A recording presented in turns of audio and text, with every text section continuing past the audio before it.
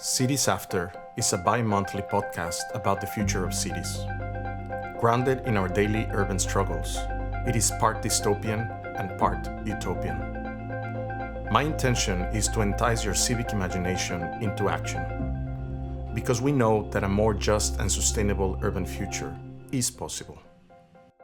This is Miguel Robles-Duran, and I dare you to imagine our cities after. COVID, global warming, gentrification, exploitation, homelessness, racism, colonialism, patriarchy, hunger, police brutality, religion, Private property. Capitalism. This podcast is made possible by Democracy at Work. This podcast will be the first of 4 episodes where, together with future guests, I will slowly adopt the city of Barcelona as a sample to think through some of the tendencies of a post-pandemic neoliberal urbanization. I will do so by looking at 3 trending development drivers.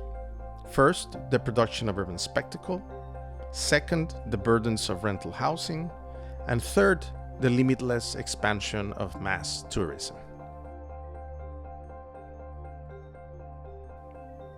So during the years before the pandemic, the protection of the most vulnerable had become a primary mission in global political campaigns, as well as corporations and supranational organizations that usually service the capitalist elites.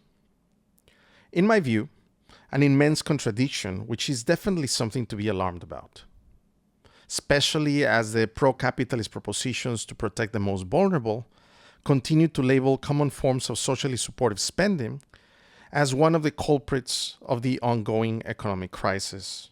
And this is especially in counties, countries, regions, and cities with higher poverty rates. In the eye of the adept capitalist, investment in public transportation, public housing, public health, public education, public cultural facilities, subsidized utilities, environmental protection, and other forms of social spending in urban areas where the most vulnerable population live are normally to be avoided, as according to them, they can create dangerous large accumulated deficits that negatively impact economic recovery. This you can listen in most of the debates that's been going on between Republicans and Democrats with the infrastructure bill that is right now being debated in US Congress and House. So this direction encapsulates a type of urban development that the majority of us have totally grown accustomed to. This is an urban development that pushes on high concentrations of private capital investment in strategically marketed pockets of the city. Without doubt, neoliberal urbanization has been naturalized. It is almost impossible right now to think of a city that has not followed this path. Where I live, New York City, in Hudson Yards, for example, became the largest in-city private development in the history of the United States, while massively privatizing municipal land and using instruments that are deemed shadowy, illegal, in order to get the necessary funds to continue the construction and appropriate more land and privatize more and more. Or Mexico City, which created a partnership with Carlos Slim, which is Mexico's richest man, when he bought most of downtown Mexico City, the historical part of downtown, and developed an aggressive planning to implement facilities for the rich and for tourism. We can also go far east, in Turkey with the Housing Developmental Administration of Turkey, which is called TOKİ, that has been actively targeting dozens of inhabited areas for regeneration. That's in Istanbul and many other cities in the country. Or to get more into the topic of Barcelona, the municipal land grab concession of La Fira, which is a fairgrounds for the production of world congresses, mega concerts, and private events. Needless to say, all of these private-public projects have been disastrous for the urban poor. displacing thousands of low-income citizens from their livelihoods, homes, businesses, schools, clinics, parks, libraries, that all have been closed to accommodate the highly profitable urban transformations that are the imaginary of the capitalist elites. The list of these kind of neoliberal projects is endless, and I'm certain that all of you listening now could easily name a similar urban development close to where you live. So according to the dominant free market organizations and the many municipal governments that follow them, this mode of thinking, which is neoliberal urbanization, should continue to prescribe the future of how cities grow. In short, finding ways for governments to think of paths to continue to implement austerity policies in public spending while developing programs to support the lowest income brackets of the population. In neoliberal terms, these directives always mean more transfer of government social responsibilities to private organizations. The world of private welfare enterprises, whether they are for-profit or non-profit, is supposed to help ameliorate these inequalities, and thus, governments should seek to implement the necessary reforms to allow these transitions. In this case, since the early 1980s, no matter how many crises we have gone through, the neoliberal agenda regarding urbanization has not changed much. This is despite the tacit urban manifestations of poverty and inequality that were rendered by the 2008 financial crisis or the current pandemic. These policies are still deemed instrumental to economic growth and will most likely haunt urban dwellers for years to come.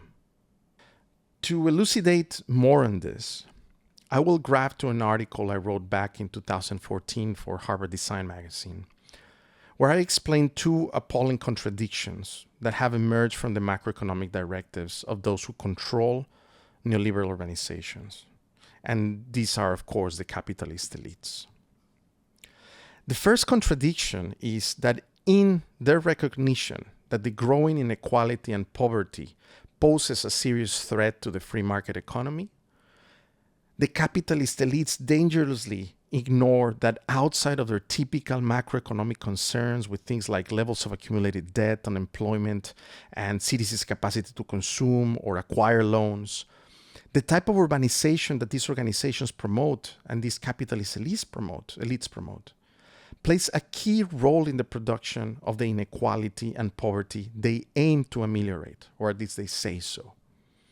Therefore, the recommended urbanization processes must also be addressed as serious threats and not as one of the remedies they attest. The understanding of this contradictory process alone is defined by David Harvey as accumulation by dispossession. And this should scream for the urgent need to reconceive everything about contemporary urbanization, since 4 decades of hard-hitting reform have transformed most urban disciplines into the reproduction machines of the neoliberal logic. For those of us concerned with the design and theorization of socially just spatial practices, it is without doubt a direct call for a revolution in urban disciplines. The second contradiction is the 4-decade-long and drastic gradual slimming of the government's role in providing extended social assistance. And this, together with the rise of private-public partnerships and profit-oriented urban governance structure, has left an enormous void in the way urbanization processes are seen and addressed by the mainstream practices of governments, academics, designers, politicians, culture producers, and others. Get this. If state and municipal governments can barely meet the social support exigencies of these capitalist organizations, and the new profit-oriented partnerships that direct contemporary urban growth refuse to intervene in areas where little or no profit is to be made, then who the hell is addressing the growing conditions of urban poverty and its social spatial consequences? What political and economic mechanisms remain that target the dramatic rise of the social spatial inequalities that we all know of, and how should we abolish them? It appears that no answers to these questions are likely to be given by any of these regulatory, monitoring, or governing bodies that are entrenched within the capitalist reforms that I described just previously. But something, someone, or somebody urgently needs to do something. Having no concrete direction on how to address this void is something we all should be horrified about, as it is the space where the majority of the world's population live. This is the vast gray space in cities where there is no high crime, no big development commissions, and of course no glamorous urban design or architectural competitions. Both these contradictions, together with many others, have been manifested over the historical development of the urbanization of capital and its intermittent crisis. But what I find distinct of today's urban condition from any other historical period of crisis is the very aggressive acceleration of uneven development engendered by the international response of the capitalist elites to the current pandemic crisis.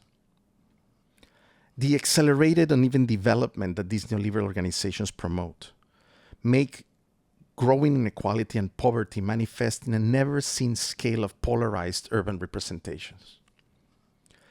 Every day, through the forms that contemporary urban development takes, we are forced to come down from the imaginary world of the capitalist spectacle and confront the disparity, the precariousness, the segregation, and the exploitation that subjugates the urban life of the majority.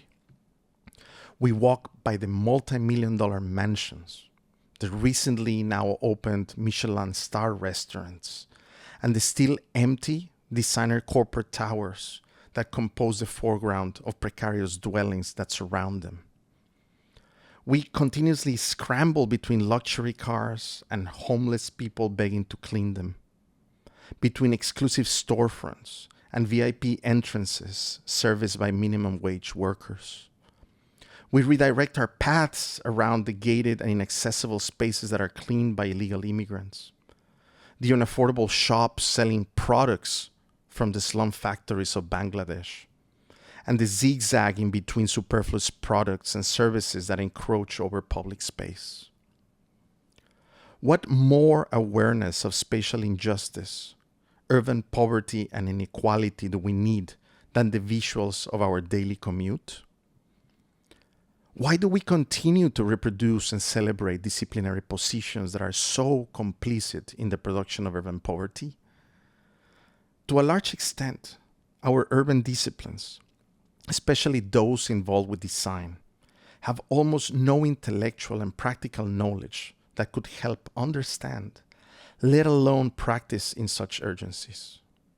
In academia, whereas one would expect to find different knowledges in spatial justice, the majority of its guides and professors are so entangled with the ways of the capitalist elites that most of what is taught is done to secure the reproduction of the tools and skills that are useful to them.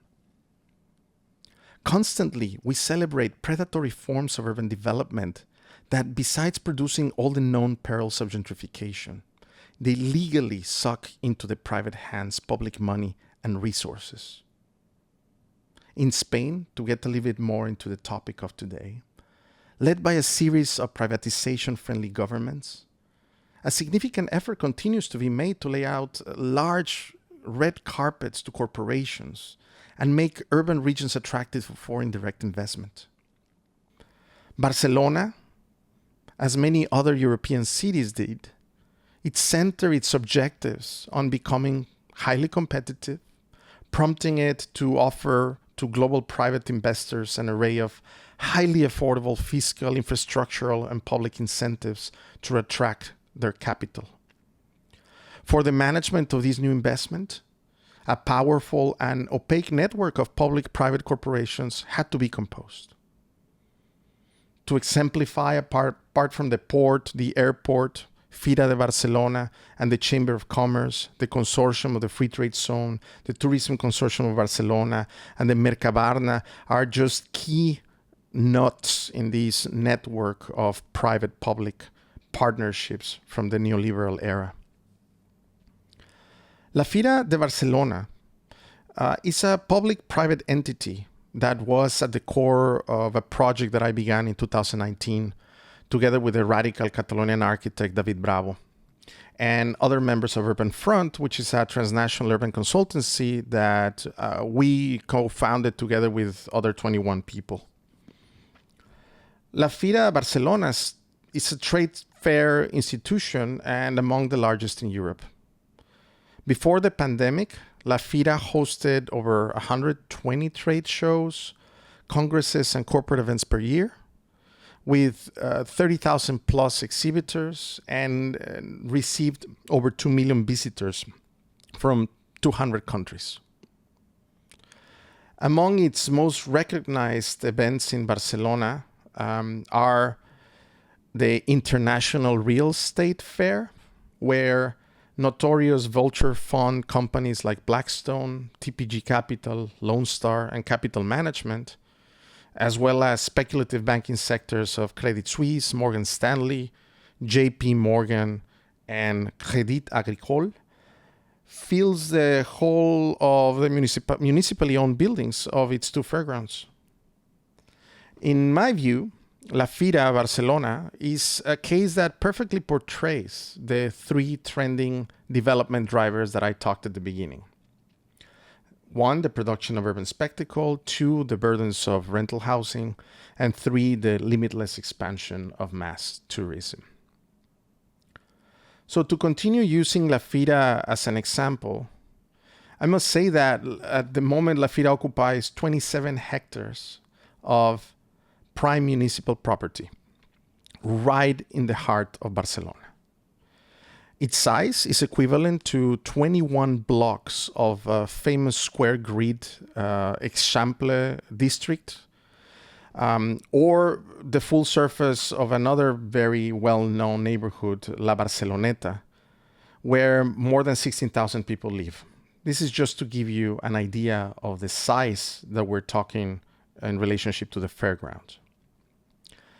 And even though it stands on public land, the fairgrounds are fenced and secured by its port police, guarded by cameras, and of course, all kinds of security infrastructure.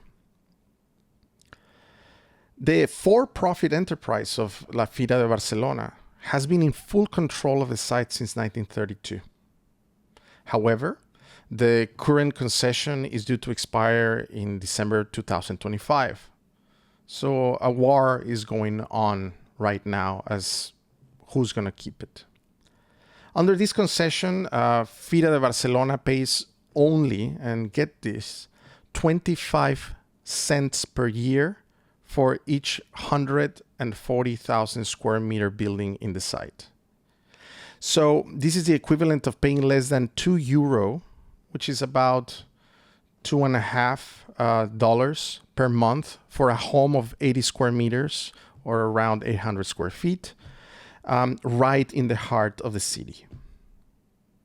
The concession also allows Fira de Barcelona to use all the public spaces inside the fairgrounds for profit enterprises.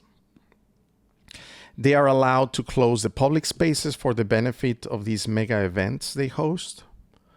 And these concessions have demarcated the urban fragmentation of its adjacent neighborhoods, which are Poble Sec and La Font de la Guatxà.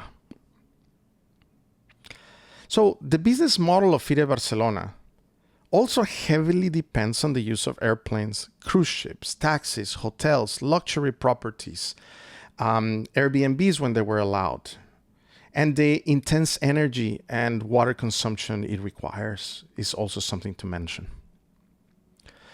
For this reason, the president of Fira de Barcelona, his name is Pau Relat, has been at work for a lot of months, lobbying for a recently approved multi-billion euro project to expand Barcelona's airport, another strong battleground. With more than 50 million passengers in 2018, the Barcelona airport is the sixth most transited in the European Union. The expansion that was recently approved will take it to 70 million passengers. And all of these, get this, for a city of 1.5 million inhabitants. The airport is also conveniently situated 15 minutes by car from La Fira de Barcelona. The new project argues for the urgent construction of a fourth landing strip to be built on the sea and to jumpstart the economic recovery from the pandemic, but of course based on the same neoliberal model than before the pandemic. 1, the production of urban spectacles, 2, real estate speculation, and 3, tourism. This highly lucrative complex network of governments and lobbies and consortiums and partnerships, consultancies, management groups, promotion agencies, and service providers are perfectly visibilized by the mega events organized by Fira de Barcelona at the Montjuic Fairgrounds. This network has instrumentalized vast public resources to support the propaganda of global capitalism for its end consumption in spectacles. The mega events of Fira de Barcelona amplify the voice of multinational corporations and their capitalist desires to, of course, deregulate private enterprise, to extract public wealth, and to financialize, exploit, pollute, and dislocate local processes for their benefit. The companies that Fira de Barcelona promote are involved in the promotion of mass tourism and its dire social and environmental ills.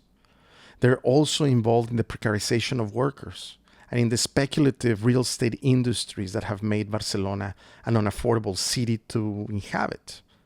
A city where 80% of its rental population pays over 40% of their income in rent, and where predatory real estate mega corporations such as Blackstone and Lone Star continue to be given a red carpet VIP treatment in the municipally owned fairgrounds of La Fira. In an upcoming article that David Bravo and I wrote about the case of La Fira, we emphasize that the forceful counter-response that neoliberal urbanization needs can only come from the grassroots, and on these we can learn a lot from Barcelona.